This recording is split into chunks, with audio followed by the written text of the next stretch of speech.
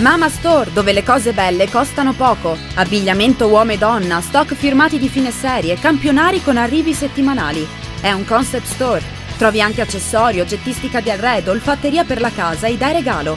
Mama Store è anche arte. Ogni mese un artista espone le sue opere. Mama Store, Galleria Garibaldi 41, Tiene. Sconto esclusivo per gli spettatori dei Volley. Stampa la mamma in Volley Car e presentala al momento dell'acquisto. Ti darà la possibilità di usufruire dello sconto del 10%.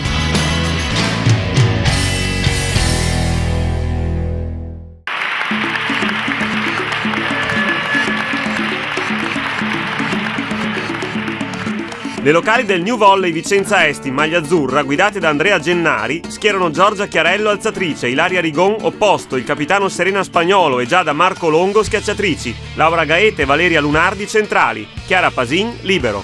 Le ospiti dell'Elpis Volley in maglia blu con bande bianche, allenate da Marco Malacchini, giocano con Giorgia Favaron alzatrice, Linda Sgnaolin opposto, il capitano Anna Marcotti e Vanessa Casonato schiacciatrici, Francesca Rizza e Alessandra Genovese centrali, Francesca Momentè libero. Buon avvio delle vicentine, avanti sul 7-3 grazie alle battute efficaci e agli attacchi precisi di Giada Marcolongo e Ilaria Rigon. La stessa Rigon, ricadendo male dal muro, si infortuna la caviglia sinistra ed è costretta a lasciare il campo, sostituita da Chiara Battistini. Le locali sembrano assorbire bene l'improvvisa mancanza del loro posto numero 8, incrementando il vantaggio sull'11-5, ma l'Elpis cambia marcia e forza il servizio con Casonato, Marcotti e Sgnaolin, colpendo ripetutamente da posto 4 con Vanessa Casonato. Il New Volley si inceppa in ricezione e commette una lunga striscia di errori in attacco, venendo raggiunto dall'Elpis sul 14 pari. Le ospiti si portano al comando spinte da 2 ace consecutivi della Sgnaolin. La Marco Longo lotta caparbiamente, ma le veneziane vanno ancora a segno con le battute della Rizza e della Casonato, allungando sul 23-19.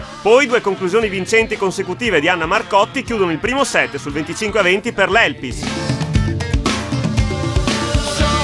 L'Elpis riparte bene, andando a segno con regolarità, soprattutto da posto 4 con l'ottima Marcotti e la brillante Casonato. Il New Volley Vicenza Est risponde con i positivi attacchi del capitano Serena Spagnolo, ma le ragazze di casa non riescono a fermare le bande avversarie che colpiscono le zone scoperte della difesa vicentina, avvantaggiandosi sul 10-6. Oltre al servizio più incisivo, per l'Elpis fanno la differenza gli attacchi micidiali della coppia Marcotti-Casonato e il solido muro, che tocca molti palloni fermando più volte la Battistini. Coach Gennari alterna in campo la seconda palleggiatrice Erika Bonamigo con la titolare Giorgia Chiarello, poco lucida e piuttosto prevedibile. L'Elpis prende il volo sul 18-10, spinto dalla Marcotti, dall'ace della Genovese e da 3 muri vincenti consecutivi della grintosa Francesca Rizza.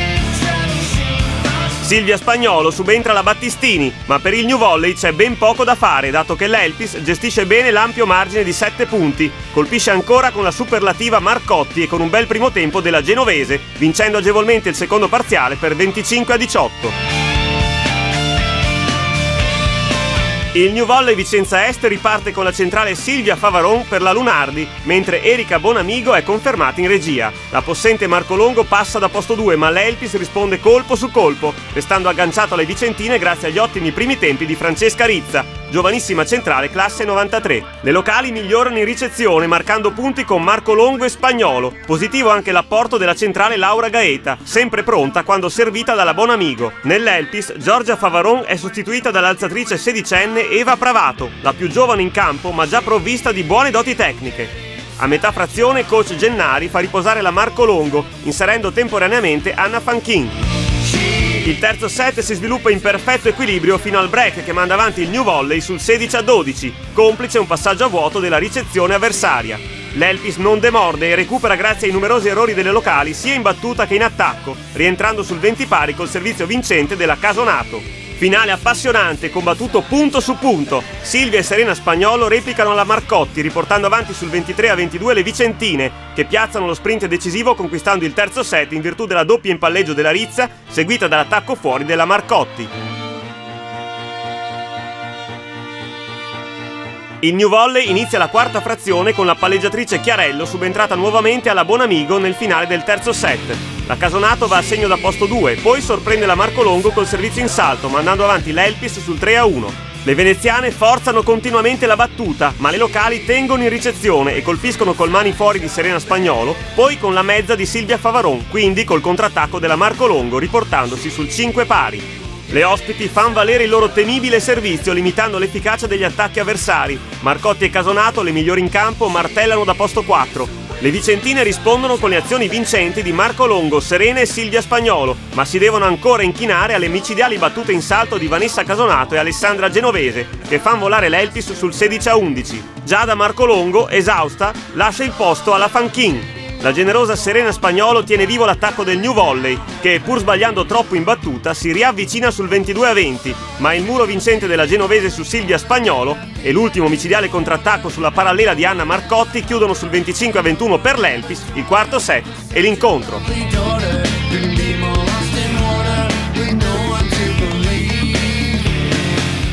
E stasera abbiamo fatto 3 punti molto importanti per la classifica, giocavamo contro una squadra che non conoscevamo assolutamente, quindi diciamo che a parte il terzo set in cui siamo evidentemente calate, la partita è andata bene, direi soprattutto con la battuta, e anche a muro abbiamo fatto qualcosa in più, diciamo, rispetto al solito. Questa sera era molto dura. Abbiamo dovuto giocare con un opposto in centro, abbiamo solo un centrale disponibile in questo momento, per cui difficoltà ce ne sono parecchie, anche durante gli allenamenti dobbiamo sempre inventarci formazioni nuove, però le ragazze si impegnano sempre molto, si dedicano al 100% in allenamento e poi almeno al momento i risultati si vedono anche in campo. Credo che noi dovremmo fare un'attenta analisi e riflettere sul perché a un certo punto buttiamo via molti palloni, insomma abbiamo battuto male, questa è una cosa che in questo campionato credo che pesi molto, il fatto di non aggredire l'avversario in battuta, di commettere errori agevola moltissimo la squadra avversaria. Sono contenta di come abbiamo giocato il terzo set, anche con il quarto eravamo partite bene, purtroppo non siamo riusciti a portare a casa il punto. I primi 2 set siamo stati molto carenti nella ricezione e nella battuta, che sono sicuramente 2 fondamentali da migliorare.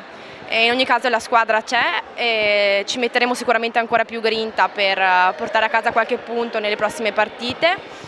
E volevo fare un grosso saluto e in bocca al lupo ad Ilaria, che ci è mancata tanto in questa partita, e speriamo che si rimetta presto perché abbiamo bisogno di lei.